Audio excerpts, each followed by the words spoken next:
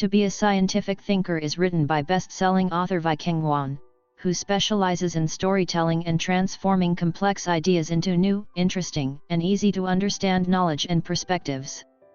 In this book, he tells us how to become a scientific thinker. What science can do is give us a hint, and that hint can often be very helpful.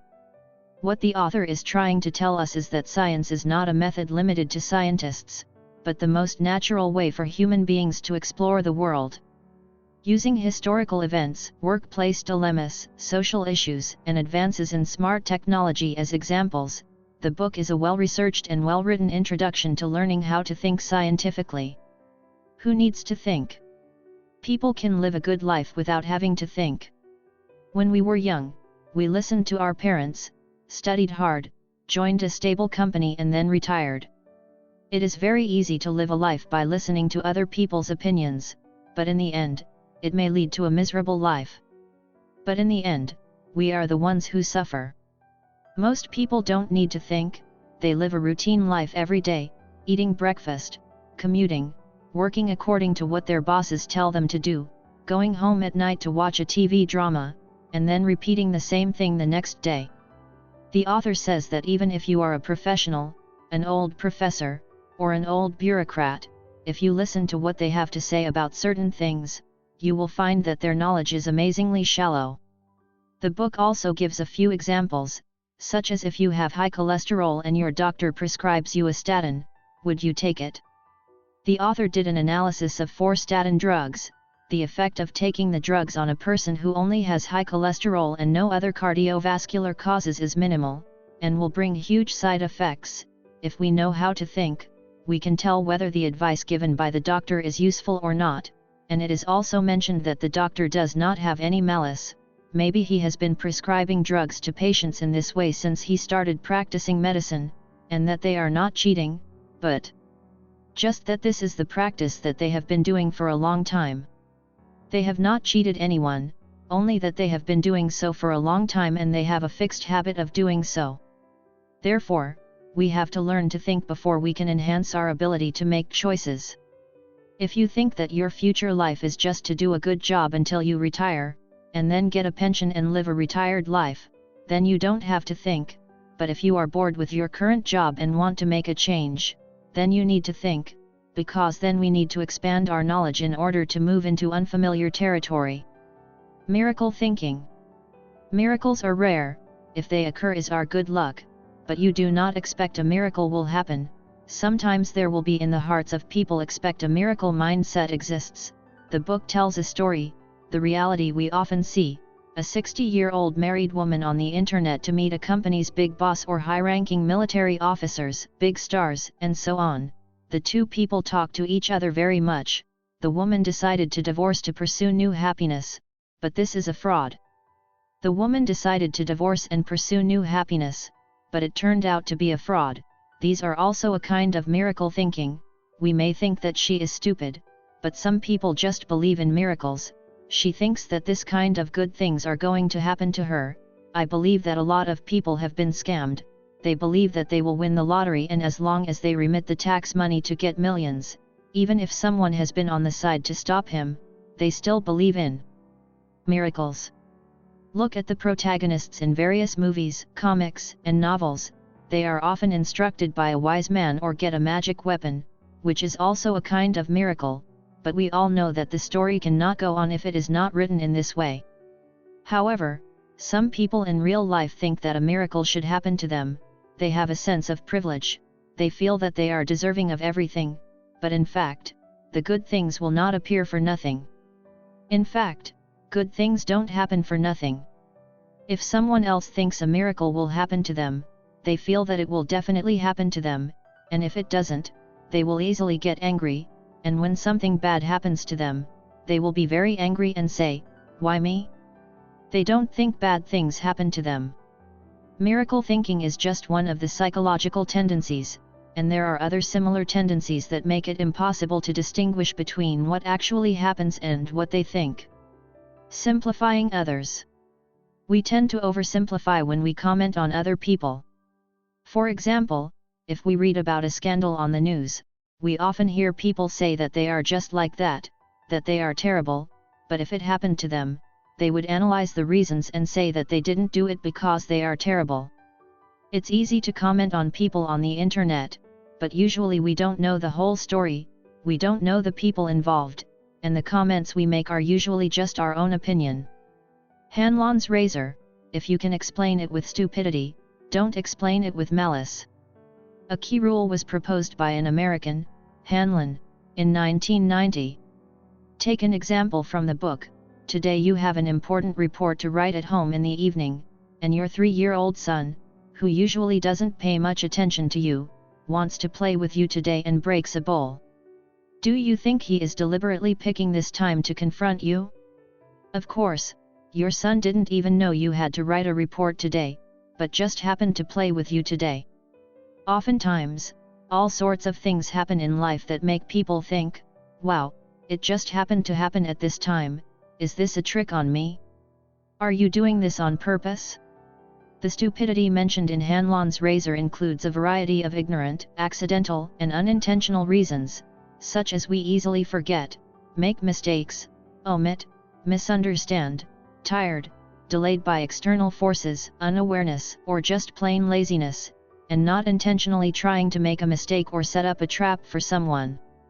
Sometimes when we see something happen on TV, some celebrities start analyzing the various motives, reason, behind the conspiracy and the like. In fact, sometimes the reason why things happen than we think more simple. After all, human beings from time to time will be stupid. 1. Miracle thinking. The author mentions that there is a kind of common thinking called miracle thinking, in which people believe that anything good could happen to them, and should happen to them. This kind of person usually overestimates the chances of a miracle occurring, and does not know how to cherish and appreciate a real miracle. This kind of thinking is usually accompanied by a sense of privilege. The idea is that I deserve everything I get, and that good things should be mine. For example, someone who grew up in a good family and was taken care of by his parents and others, which is a very rare condition, does not realize it and takes it for granted. This kind of person thinks that what seems to be a miracle in the eyes of others will definitely happen to him, and he will be furious when he encounters setbacks. For example, if you get a boring job at work, a normal person would say that it's just chance, it's a fluke, and I'll just go for it. A person with a miracle mindset would be furious that he or she has been selected for this boring job. Their sense of entitlement bubbles up and they curse in their minds, why do I have to be the one who gets screwed? According to the author, when we think about it from a more scientific point of view, we realize that it is all just a matter of chance. People who are well off are lucky, people who have good friends are lucky, and people who are still alive are lucky. The author tends to attribute more success to luck than I deserve. The world would be a better place if more people realized they were lucky than if they felt privileged. 2. Don't oversimplify. The idea of simplifying is very popular among the general public, and it works and can be done for a lot of things. However, the author reminds us that when we are trying to understand another person or another group, we must be especially careful not to oversimplify. Personally, if you are a doctor and your colleague fails in an operation, you might say, why did he fail? You might say, why did he fail? Because he is not a good person, he is not serious in his work, and there is something wrong with his technique. When you have a failed surgery, you will say that my surgery is fine, the failure is purely due to objective reasons, and that you encountered an extremely rare situation during the surgery. For ourselves, we analyze very complicated situations, for others, we tend to simplify them. This phenomenon also occurs in organizations. For example, Republicans and Democrats in the United States, when they look at themselves, they think that their organizations are too loose, that there are too many internal opinions, and that it is impossible for them to concentrate their efforts. However, the rival party in their eyes is a highly disciplined political party with a unanimous voice and unity of purpose. This is because when we are familiar with the people within our own organization, we will know that these people are kind, have a sense of justice and have ideals. However, when we are not familiar with another group of people, it is easy to simplify them into a united whole, which in turn creates hostility and defensiveness. It is easier to understand a person than a group. That's why a scientific thinker reminds himself that there is more than one story. What is one story to you may be a completely different story to someone else, and another story to someone else over time. Instead of accepting oversimplified ideas in their entirety, we must be willing to understand the complexity behind them before we can form our own simplified viewpoints. To simplify is to have the complexity before the simplicity, not to jump directly to the simplicity. 3. Use analogies to help you think. At the end of this book, the author introduces one of the least rigorous ways of thinking about science, but also the one that is closest to our lives and the one that is most likely to inspire us. This way of thinking is called analogy, which means looking for similarities between different things. For example, high and low are obviously concepts of height, but we say the quality of this thing is very high and the standard of this person is very low. The action of eating is to put something in the mouth, but we say that we have eaten a ticket. We often use analogies in our daily lives. However, analogies are not scientifically rigorous enough, so we have to be careful. For example, some people analogize the relationship between a man and a woman to a magnet, saying that homosexuality repels and heterosexuality attracts, and inferring that homosexuality is against nature. This is a bad analogy because human emotions and the magnetism of a magnet are two different things. This is the problem of the person who forces the analogy, not the problem of human nature itself. The most useful thing about analogies is that they help us think. We can see the similarities between things that are obviously different. Analogies are only good or bad, not right or wrong. As long as the analogy can help us think more easily, apply and integrate, it is a good analogy. The book Master Decision reads very smoothly, and each chapter is interlocked with the other. The book puts forward 2 points of view on reading and writing respectively. Regarding reading, the author advocates reading new books because today's world is much more complex than the classical era, and the thinking of today's scholars is much more advanced than that of the ancient classics. The classics were at their best when they were new books. The author emphasizes the key phrase current scientific understanding, meaning the set of descriptions and explanations of how the world works that the current generation of scientists has woven together.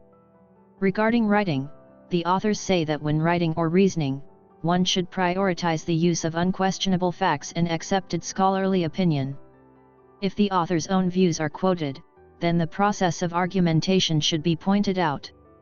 The most undesirable thing to do is to say, because such and such a famous person said so, it is right to say so, and this kind of argument by citation is not an argument. In addition, he mentioned that when quoting from other people's books, the more novice writers tend to quote other people's viewpoints, and the more experienced writers tend to quote other people's facts. The expert writers will cite a lot of references, most of which are facts, such as what this experiment says and where that piece of historical information came from.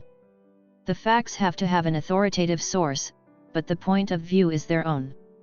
This book has an applied perspective that is worth thinking about.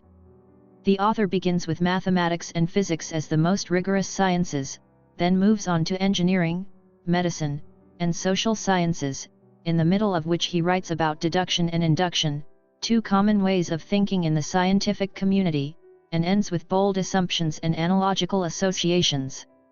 To the general reader, analogies and associations are the most common ways of thinking, and the ending of this book is the closest to our lives. On the contrary, the further we go from the beginning of the book, the further away we are from our daily lives. The reason is that starting with rigorous science is to give us a base. And based on this foundation, we can gradually learn about other less rigorous sciences, which will help us to develop a correct attitude toward scientific thinking.